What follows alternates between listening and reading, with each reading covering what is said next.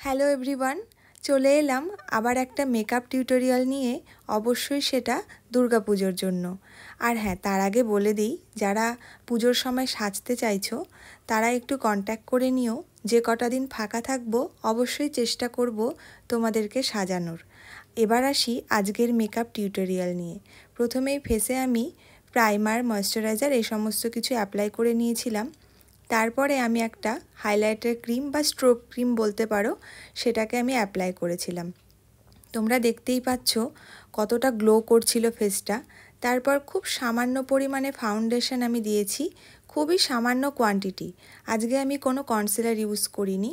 তারপর সেটাকে ভালো করে ব্লেন্ড করে নিয়ে ক্রিম ব্লাশার দিয়েছি, খুব সামান্য ডট ডট।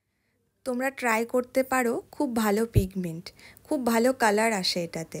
আর তারপরে হাইলাইটারটা একটু ব্লেন্ড করে নিয়েছিলাম। তারপরে আমি পাউডারটা অ্যাপ্লাই করলাম খুব সামান্য পরিমাণে।